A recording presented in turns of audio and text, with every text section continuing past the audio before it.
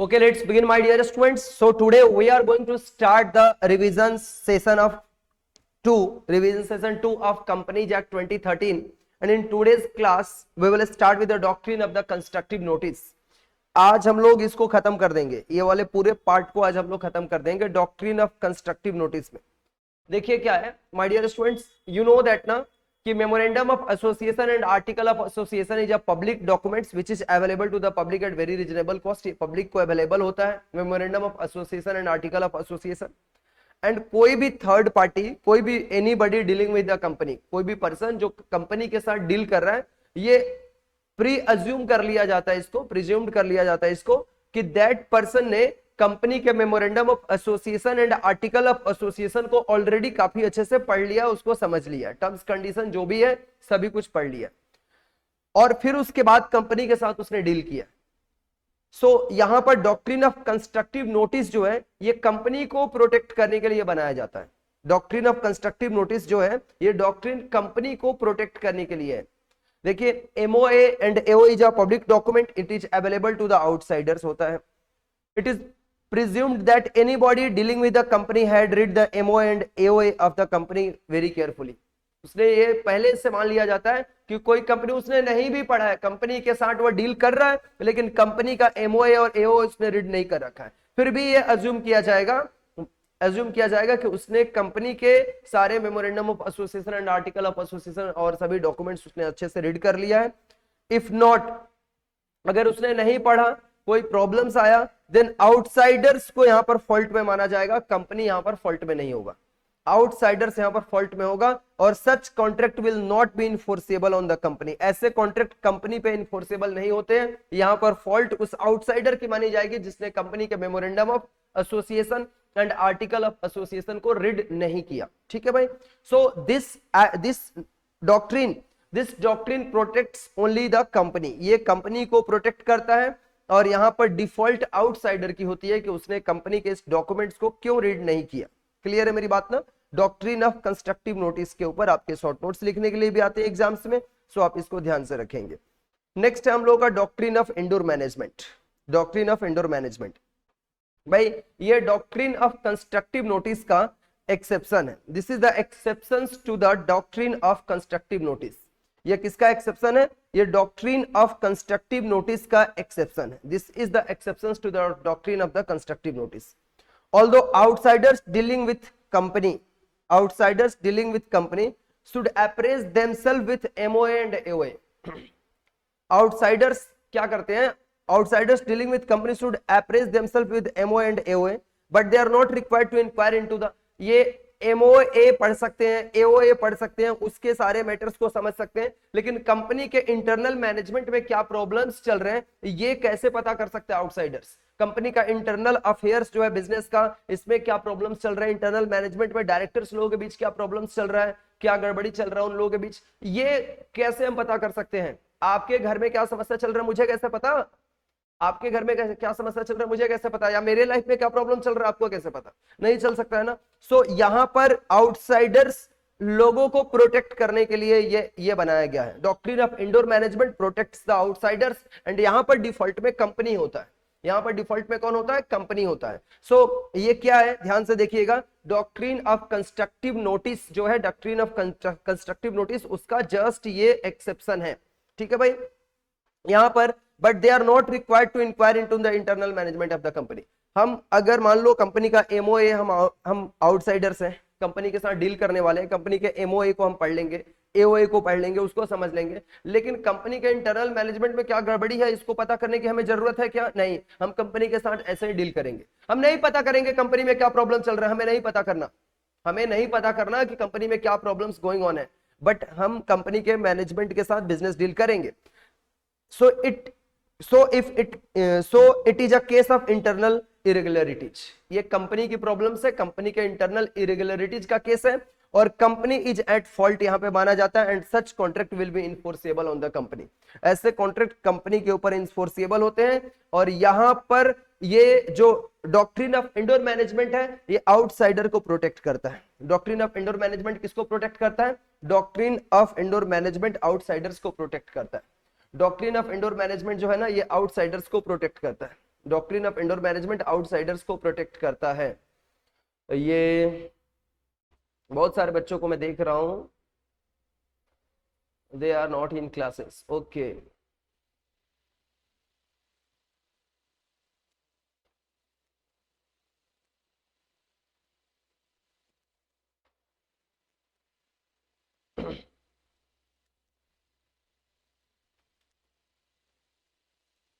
Outsiders को default में यहां पर कौन होता है? डिफॉल्ट में यहां पर कंपनी होता है।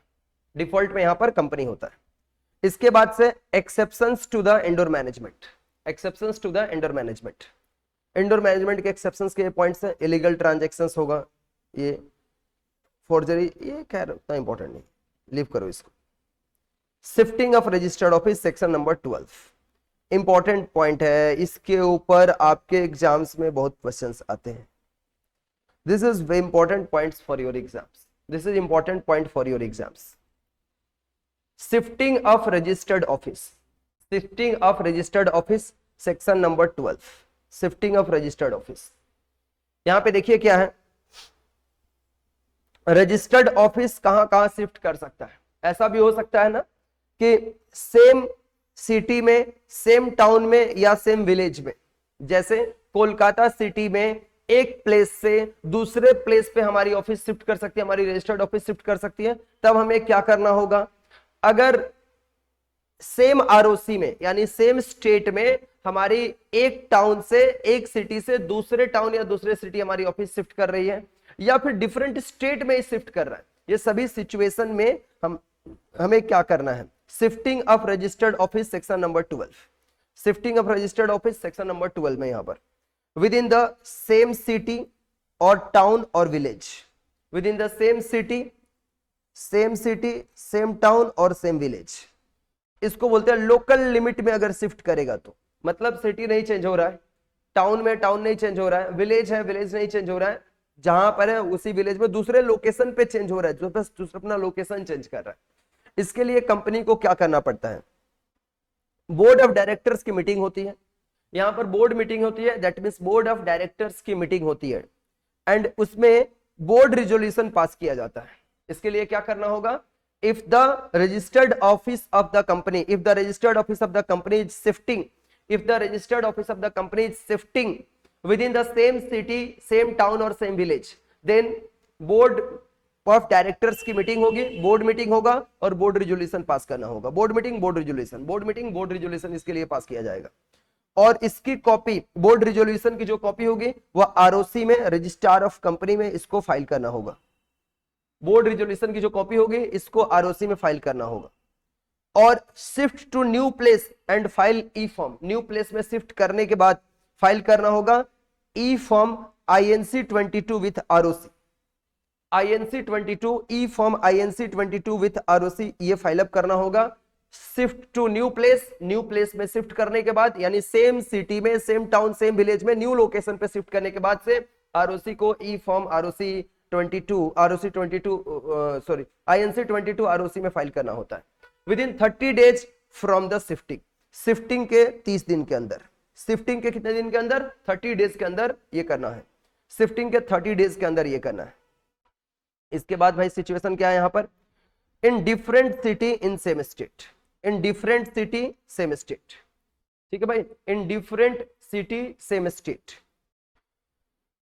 सिटी बदल रहा है यहां पे लेकिन स्टेट सेम है, सेम स्टेट में। भाई इंडिया में ना सभी स्टेट में एक ही आरओसी है, बस महाराष्ट्र और तमिलनाडु, महाराष्ट्र और तमिलनाडु में क्या है, दो आरओसी है। तो अगर सेम आरओसी के अंदर है, सेम आरओसी में अगर आता है, देन इसके लिए हम लोग क्या करेंगे, board meeting and pass board resolution to conduct the general meeting. पहले बोर्ड मीटिंग होगा, बोर्ड रिजोल्यूशन पास किया जाएगा जनरल मीटिंग कंडक्ट करने के लिए, फिर इसके बाद से जनरल मीटिंग होगा और इसमें स्पेशल रिजोल्यूशन पास किया जाएगा। देखो भाई स्टेप्स क्या होता है, if the registered office of the company is shifting in the different city in the same state, different city in the same state and within the same ROC, within the same ROC, then क्या करना होगा, all the first board meeting होगा, board meeting में board resolution pass किया जाएगा general meeting कराने के लिए, फिर इसके बाद जनरल मीटिंग होगा और उस जनरल मीटिंग में स्पेशल रिजोल्यूशन पास किया जाएगा, जनरल मीटिंग होगा, उस जनरल मीटिंग में स्पेशल रिजोल्यूशन पास किया जाएगा, एसआर मतलब स्पेशल रिजोल्यूशन। और फिर इसकी copy, file copy of the special resolution with ROC within 30 days in MGT 14 form. MGT 14 में इसको फाइल करना होगा and shift to new place, new place पे शिफ्ट किया जाएगा। और फाइल न्यू प्लेस पे शिफ्ट करने के बाद तो आपको पता है कि फाइल क्या करना है, INC 22 E form INC 22 with ROC within 30 days of the shifting, with in 30 days from the shifting, shifting के 30 दिन के अंदर। इसके बाद आपका आरओसी बदलेगा, डिफरेंट सिटी में जा रहा है लेकिन स्टेट एक ही है, डिफरेंट सिटी बट स्टेट एक ही है, लेकिन आरओसी बदल गया, आरओसी बदल गया, डिफरेंट आरओसी। देन इसके लिए क्या करना होगा, हमें बोर्ड मीटिंग पास करना होगा, टेक बोर्ड मीटिंग होगा, बोर्ड मीटिंग होगा, बोर्ड मीटिंग में क्या होगा, बोर्ड रिजोल्यूशन पास किया जाएगा, बोर्ड मीटिंग में बोर्ड रिजोल्यूशन पास किया जाएगा, बोर्ड मीटिंग में बोर्ड रिजोल्यूशन पास किया जाएगा to conduct the general meeting. Board meeting में बोर्ड रिजोल्यूशन पास किए जाएंगे जनरल मीटिंग कंडक्ट करने के लिए, जनरल मीटिंग कंडक्ट करने के लिए। फिर जनरल मीटिंग होगा, जनरल मीटिंग में स्पेशल रिजोल्यूशन पास किया जाएगा और फिर उस स्पेशल रिजोल्यूशन की कॉपी आरओसी में फाइल किया जाएगा within 30 days of the passing of the resolution, resolution pass होने के 30 दिन के अंदर। और फिर take permission from the regional directors, regional director से परमिशन लिया जाएगा। INC 23 फॉर्म में परमिशन लेना पड़ेगा अगर ध्यान से सुनिए, registered office is shifting in different city with in the same state, different city in the same state but in different ROC, तब ऐसे समय में रीजनल डायरेक्टर की परमिशन लेनी होती है। INC 23 फॉर्म में रीजनल डायरेक्टर का हमें परमिशन लेना होगा, ऐसे समय में हमें रीजनल डायरेक्टर का परमिशन लेना होगा। और रीजनल डायरेक्टर कितने दिन के अंदर, जब हम परमिशन मांगेंगे उसके बाद वो कितने दिन के अंदर परमिशन देगा, regional director will permit with in 30 days, 30 दिन के अंदर परमिशन देगा। रीजनल डायरेक्टर कितने डेज में हमें परमिशन देगा, 30 डेज में रीजनल डायरेक्टर परमिशन देगा। 30 डेज, ये याद रखेंगे आप लोग सब, 60 डेज 30 डेज जो भी बताया जा रहा है एकदम अंडरलाइन कर लो इसको अपने ब्रेन में। और ये जो परमिशन मिलेगा रीजनल डायरेक्टर से, इस रीजनल डायरेक्टर की परमिशन को, रीजनल डायरेक्टर के परमिशन को क्या किया जाएगा, file permission letter of the regional director with the ROC, ROC में फाइल करेंगे within 60 days from confirmation. Confirmation जिस दिन होगा रीजनल डायरेक्टर की तरफ से, उसके 60 डेज के अंदर वह परमिशन की एक कॉपी हमें आरओसी में फाइल करना होता है। और फिर उसके बाद न्यू प्लेस पे शिफ्ट कर जाओ, न्यू प्लेस पे शिफ्ट कर जाओ, और न्यू प्लेस पे शिफ्ट करने के बाद क्या करना होगा, फाइल करना होगा E form INC 22 with ROC within 30 days from the shifting to the new place, new ROC, from the shifting to the new ROC में शिफ्ट करने के बाद से INC 22, ये तो तीनों में ही आपने देखा, तीनों में ये कॉमन है। इसके बाद आइए बच्चों, यहां पर क्या है ना कि रजिस्टर्ड ऑफिस डिफरेंट स्टेट में शिफ्ट कर रहा है, registered office of a company is shifting in different state, state he change हो रहा है। वेस्ट बंगाल से अब रजिस्टर्ड ऑफिस हमारी कहां चली जा रही है, वेस्ट बंगाल से हमारी रजिस्टर्ड ऑफिस अभी चली जा रही है राजस्थान हमारी रजिस्टर्ड ऑफिस चली जा रही है। वेस्ट बंगाल से हमारी रजिस्टर्ड ऑफिस कहां चली जा रही है, राजस्थान। देन ऐसे समय में क्या करना होगा, यहाँ पे take board meeting and pass board resolution, board meeting होगा, बोर्ड रिजोल्यूशन पास किया जाएगा। और ये बोर्ड रिजोल्यूशन किस लिए पास किया जाएगा, board resolution will be passed for the general meeting. Board meeting होगा, बोर्ड मीटिंग में बोर्ड रिजोल्यूशन पास किया जाएगा जनरल मीटिंग के लिए, जनरल मीटिंग के लिए। फिर जनरल मीटिंग में स्पेशल रिजोल्यूशन पास होगा, जनरल मीटिंग में स्पेशल रिजोल्यूशन पास होगा। यहाँ पे बोर्ड मीटिंग में, जनरल मीटिंग में स्पेशल रिजोल्यूशन पास होगा। और फिर स्पेशल रिजोल्यूशन की जो कॉपी है, that copy of the special resolution, file the copy of the special resolution with ROC within 30 days. ROC के पास कितने दिन में फाइल किया जाएगा, 30 डेज में आरओसी में फाइल किया जाएगा, 30 डेज में रजिस्ट्रार ऑफ कंपनी में इसको फाइल किया जाएगा। और फिर वहां पर रीजनल डायरेक्टर से परमिशन लिया जाएगा, take permission from the regional director INC 23 में, क्योंकि यहां पर भी क्या हो रहा है भाई, स्टेट ही चेंज हो जा रहा है, यहाँ पर रीजनल डायरेक्टर का परमिशन यहाँ पर भी रिक्वायर्ड है। एंड रीजनल डायरेक्टर परमिट करेगा 60 डेज में, और फिर रीजनल डायरेक्टर की परमिशन कॉपी आरओसी में फाइल करना होगा within 30 days. File permission letter of the regional director within 30 ROC within 30 days from the confirmation.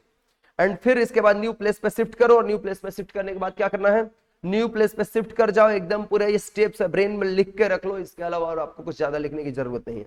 और फिर उसके बाद से e form INC 22 with ROC में आपको फाइल करना होगा within 30 days from the shifting to the new ROC. जो नया आरओसी में आप शिफ्ट कर रहे हो, वहां शिफ्ट करने के बाद 30 डेज के अंदर आपको क्या करना है, 30 डेज के अंदर आपको INC 22 फाइल करना है, INC 22 फाइल करना है। इसके बाद next, alteration of the object clause. Alteration of the object clause. Object clause को ऑल्टर करने के लिए क्या करना होता है? अगर कंपनी की ऑब्जेक्ट, कंपनी जिस ऑब्जेक्ट से बनी है, कंपनी जिस ऑब्जेक्ट के लिए बनी है, इस ऑब्जेक्ट क्लॉज को अल्टर करने के लिए, इस ऑब्जेक्ट क्लॉज को अल्टर करने के लिए हमें क्या करना होगा? Alteration of the object clause. हमें सबसे पहले तो स्पेशल रिजोल्यूशन पास करना होगा। Alteration of the object clause, alteration of the object clause हमें क्या करना होगा? स्पेशल रिजोल्यूशन पास करना होगा। इसके लिए ऑब्जेक्ट क्लॉज को ऑल्टर करना है, कंपनी की ऑब्जेक्ट क्लॉज ही अल्टर होने वाली है। ऑल द फर्स्ट इसके लिए स्पेशल रिजोल्यूशन पास किया जाएगा और फिर इसकी copy, file copy with the ROC within 30 days in MGT 14 में फाइल किया जाएगा। और फिर इसके बाद से publish the advertisement in the newspaper about the alteration of the object clause of the company. और कैसे, कौन से न्यूज़पेपर में किया जाएगा? One English newspaper which is in circulation in that place and one vernacular language, जो वहां की लोकल लैंग्वेज होगी। से फॉर एग्जांपल अगर बंगाल में है तो यहाँ की जो बंगाली न्यूज़पेपर है उसमें एक ठो, ठीक है। और give exit opinion of the dissenting share holders, exit option to the, यहाँ पर जो डिसेंटिंग शेयर होल्डर्स है, नाराज शेयर होल्डर्स, इनका एग्जिट ऑप्शन भी इनको दिया जाता है to protect the minority interest. भाई इनको एग्जिट ऑप्शन क्यों दिया जाता है? माइनॉरिटी का भी, माइनॉरिटी जो माइनर जो एग्री नहीं है, तैयार नहीं है कंपनी का ऑब्जेक्ट क्लॉज को चेंज करने के लिए, इनको यहाँ पर उनके इंटरेस्ट को प्रोटेक्ट करने के लिए उनको एग्जिट ऑप्शन भी दिया जाता है। कैपिटल क्लॉज अगर कंपनी का, कैपिटल क्लॉज अगर कंपनी का चेंज होगा तो कंपनी का कैपिटल, भाई कैपिटल की एक्सेस रिक्वायरमेंट होगी कंपनी को। कंपनी अपने ऑथराइज्ड कैपिटल को नहीं बदल सकता है क्या? कंपनी अपने ऑथराइज्ड कैपिटल को भी ऑल्टर कर सकता है, कंपनी अपने ऑब्जेक्टिव्स को भी ऑल्टर कर सकता है, बदल सकता है टाइम टू टाइम। तो हम लोग आते हैं अभी सेक्शन 61 में, alteration of the capital clause. Alteration of capital clause point में आ जाइए my dear students. Company can alter its capital clause if authorised by the articles. Increase its authorised share capital, decrease, क्या क्या क्या करेगा भाई? Change करेगा यहाँ पर, क्या क्या करेगा यहाँ पे?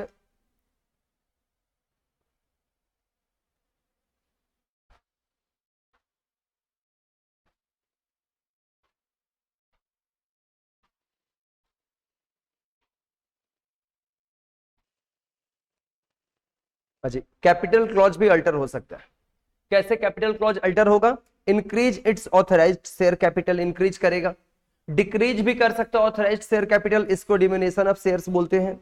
फिर कंसोलिडेटेड शेयर हो सकता है, इसके लिए प्रायर अप्रूवल लेना पड़ता है। फिर सब डिवाइडेड शेयर्स कर सकता है। कन्वर्ट ऑल और any of its fully paid share into stock और रिकन्वर्ट स्टॉक, इसको रिकन्वर्ट भी कर सकता है। इसके लिए क्या करना पड़ता है? File pass ordinary resolution in the general meeting, general meeting में ऑर्डिनरी रेजोल्यूशन पास करना पड़ता है और इसकी कॉपी फाइल करना पड़ता है एमजीटी 14 में आरओसी के साथ।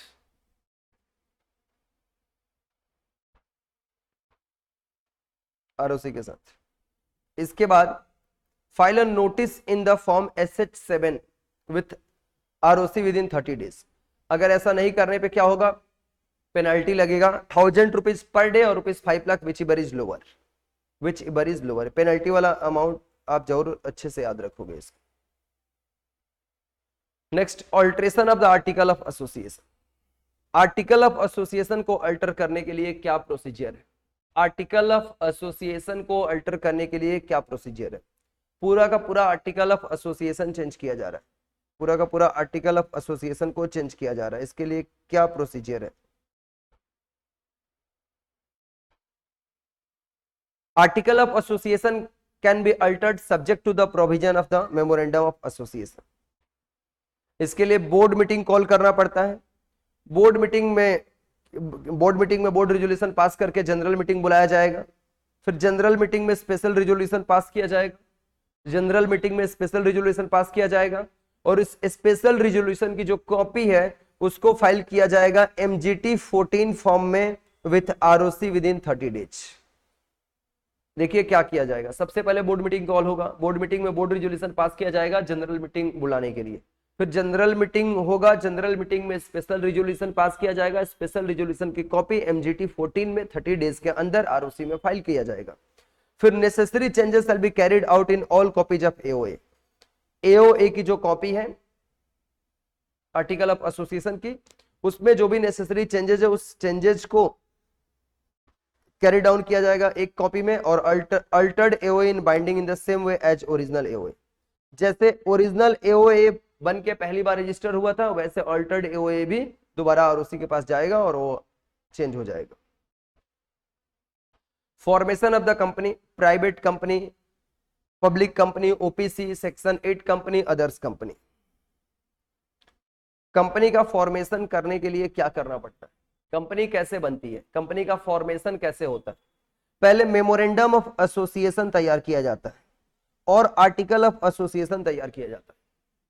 इसके ड्राफ्ट तैयार किए जाते हैं कि हमारी कंपनी का नेम क्लॉज क्या होगा, कैपिटल क्लॉज क्या होगा, लायबिलिटी क्लॉज क्या होगा, सिचुएशन क्लॉज क्या होगा। इस ये मेमोरेंडम ऑफ एसोसिएशन ड्राफ्ट किया जाता है, आर्टिकल ऑफ एसोसिएशन ड्राफ्ट किया जाता है। इसके बाद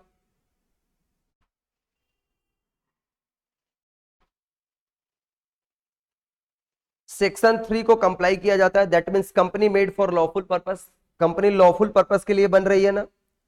मिनिमम नंबर ऑफ मेंबर्स जो रिक्वायर्ड है, जैसे प्राइवेट कंपनी के केस में 2, ओपीसी के केस में 1, पब्लिक कंपनी के केस में 7, ये मिनिमम नंबर ऑफ मेंबर्स जो रिक्वायर्ड है वह फुलफिल हो रहा है या नहीं। Minimum number of subscriber required fulfilled है या नहीं है, ये पहले हम लोग इंश्योर करते हैं। इसके बाद से यहां पर एसपीआईसीई में, मतलब simplified proforma for incorporating company electronically within 20 days of the name reservation, submit part B INC 32 में includes application of registration, declaration of professionals, professionals मतलब CA में CS और लॉयर इन प्रैक्टिस, इनका declaration submit करना पड़ता है INC 32 में।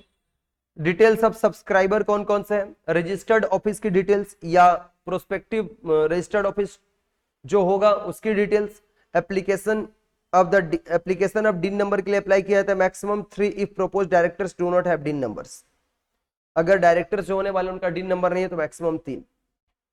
फिर attach E memorandum of association INC 33 में, मतलब इलेक्ट्रॉनिक कॉपी इसकी PDF फाइल, AOA INC 34 में। फिर इसके बाद से INC 35 में application of GST number, ESIC, bank account, professional tax. फिर declaration of professionals that company can complied rules, company ने सारे रूल्स को फुलफिल किया है। INC 39 में declaration of subscriber and first directors. ये पूरा स्टेप्स आपको याद रखना पूरा एक एक करके, क्योंकि ये बहुत बड़ा करके बुक्स में लिखा गया है, इसको मैंने यहाँ पे छोटा किया है।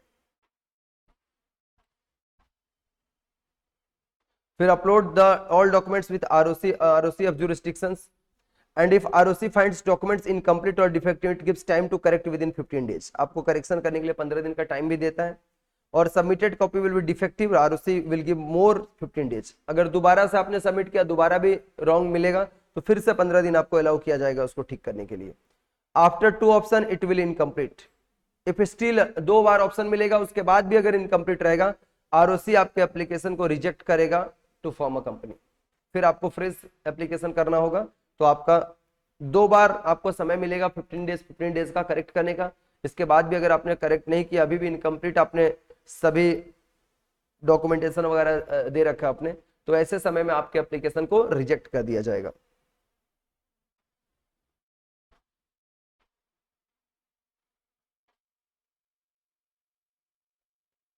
Consequences for furnishing false information for incorporating, company को इनकॉर्पोरेट करने के लिए यानी कंपनी को रजिस्टर करने के लिए अगर फॉल्स इंफॉर्मेशन अगर दिया जा रहा है, तब सेंट्रल गवर्नमेंट, ट्राइब्यूनल और ROC क्या क्या एक्शन ले सकता है।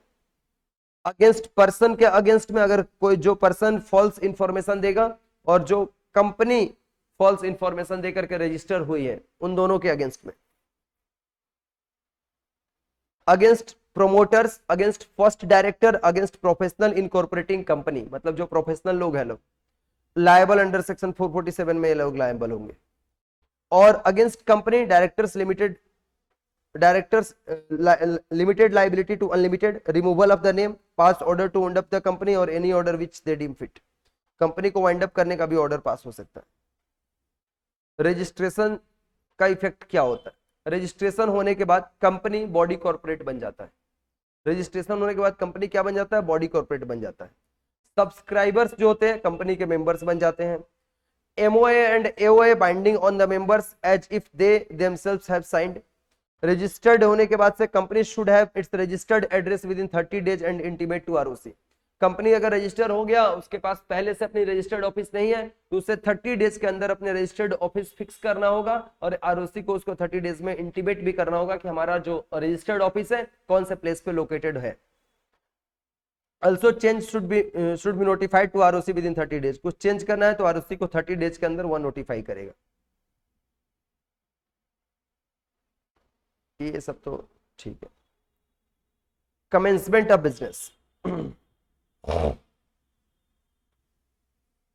Every company having share capital incorporated after Companies Ordinance 2019 can commence business and exercise borrowing power if a declaration by director is filed with ROC। Declaration director ने ROC में file कर दिया with in 180 days in form number INC 20 verified by the CWCS और CMA in practice। every subscriber and taken up and prior paid to the shares they subscribe।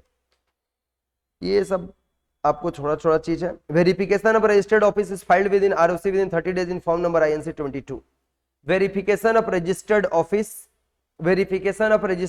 Is filed with ROC within 30 days in form number INC 22। Penalty कितने रुपए का लगेगा नहीं करने पे? Penalty ₹50,000 और 1,000 per day, maximum ₹1 lakh तक जाएगा। If not filed it within 180 days then ROC can also wound up the company. Verification of registered office को फाइल करना पड़ता है ROC में 30 डेज के अंदर INC 22 में, नहीं करने पे ₹50,000 का पेनल्टी और ₹1,000 पर डे का लगेगा, मैक्सिमम ₹1 लाख तक लग सकता है।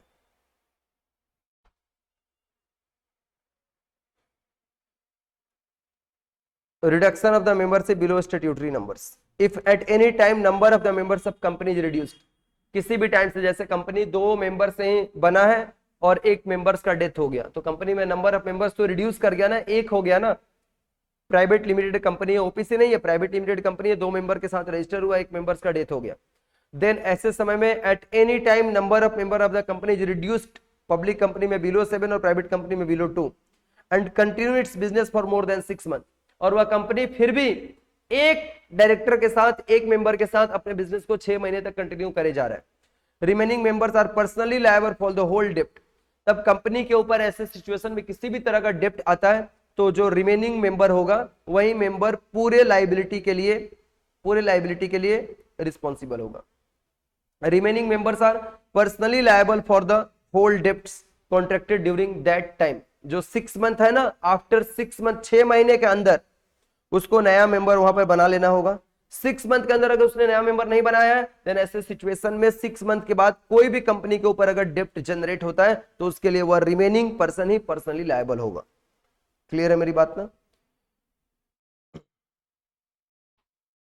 अब भाई देखो, ये एक अगेन इंपॉर्टेंट टॉपिक आप लोग पढ़ने जा रहे हो, ठीक है? अगेन एक बहुत ही इंपॉर्टेंट टॉपिक आप पढ़ने जा रहे हैं मेरे बच्चों, दोबारा से।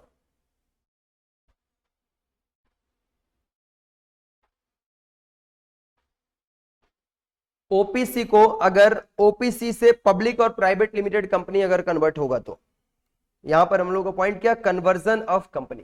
कन्वर्जन ऑफ कंपनी, कंपनी एक फॉर्म ऑफ कंपनी से दूसरे फॉर्म ऑफ कंपनी में कन्वर्ट हो सकता है या नहीं हो सकता? ऑब्वियसली हो सकता है।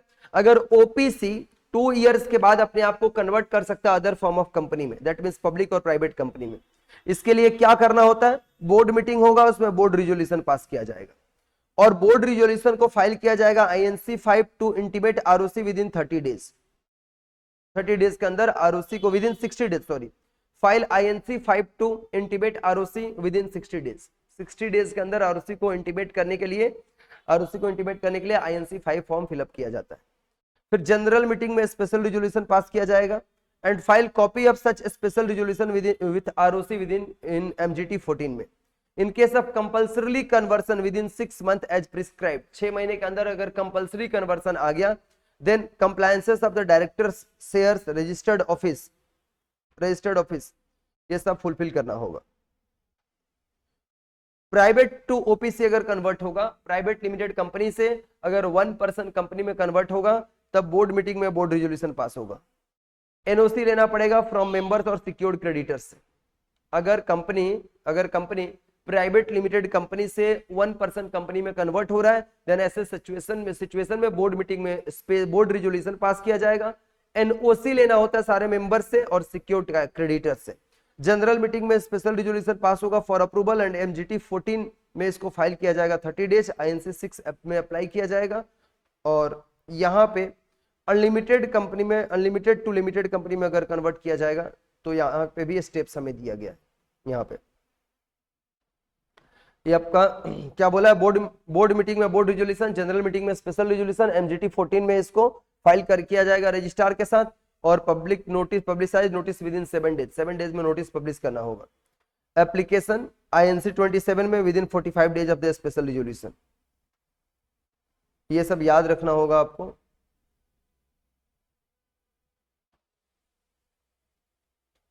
Private company into public company important है।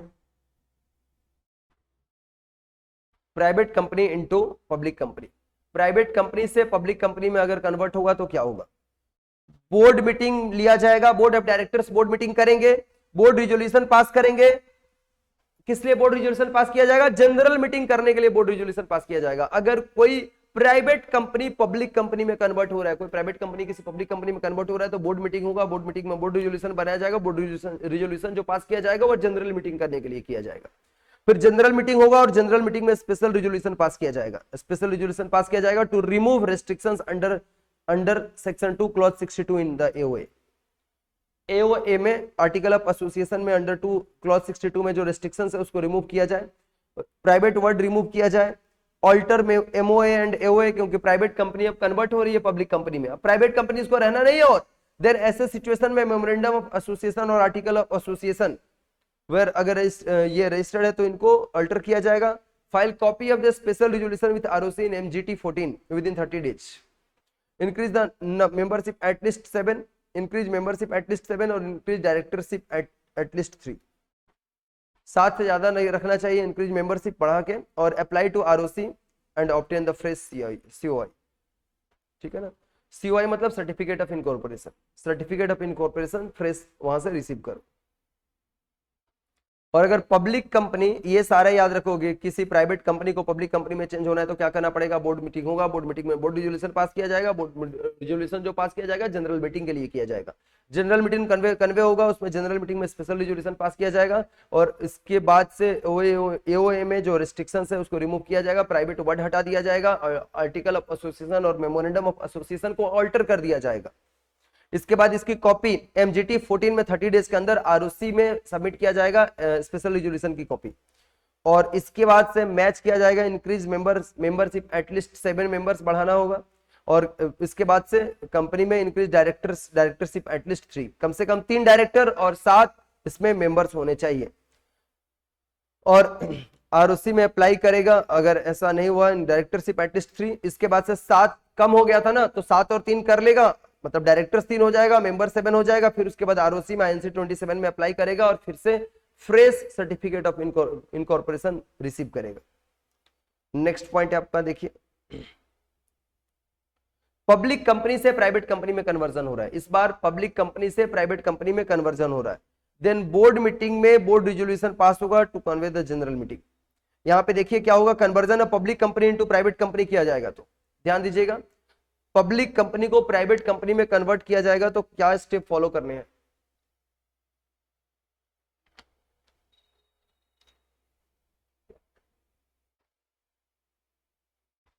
Sir upload the PDF, upload होंगे, सभी कुछ अपलोड किए जाएंगे। इसके में बोर्ड मीटिंग होगा, बोर्ड रिजोल्यूशन पास होगा। जनरल मीटिंग करने के लिए जनरल मीटिंग में स्पेशल रिजोल्यूशन पास किया जाएगा, रिस्ट्रिक्शंस को यहां पर ऐड किया जाएगा। एओए में रिस्ट्रिक्शन ऐड किया जाएगा, क्योंकि प्राइवेट कंपनी पे रिस्ट्रिक्शंस होता है कि वह पब्लिक में अपना शेयर्स इशू नहीं कर सकता है, पब्लिक को अपने कंपनी में डिपॉजिट करने के लिए इनवाइट नहीं कर सकता है। तो रिस्ट्रिक्शंस प्राइवेट वर्ड यूज कर दिया जाएगा। फिर इसके बाद से उसके मेमोरेंडम ऑफ एसोसिएशन और आर्टिकल ऑफ एसोसिएशन को ऑल्टर कर दिया जाएगा। स्पेशल रिजोल्यूशन की कॉपी आरओसी में फाइल किया जाएगा एमजीटी 13 फॉर्म में 30 डेज के अंदर। फिर application of the conversion to be made to central government, central government regional directors के पास inform RD1 within 60 days from passing a special resolution. और company shall publish notice in newspaper at least 21 days before filing the applications. Application file करने से पहले वो company को एक public notice issue करना होगा, जिसमें कंपनी ये बताएगा कि अब हम पब्लिक कंपनी नहीं रहे, अब हम प्राइवेट कंपनी में कन्वर्ट हो रहे हैं. अच्छा,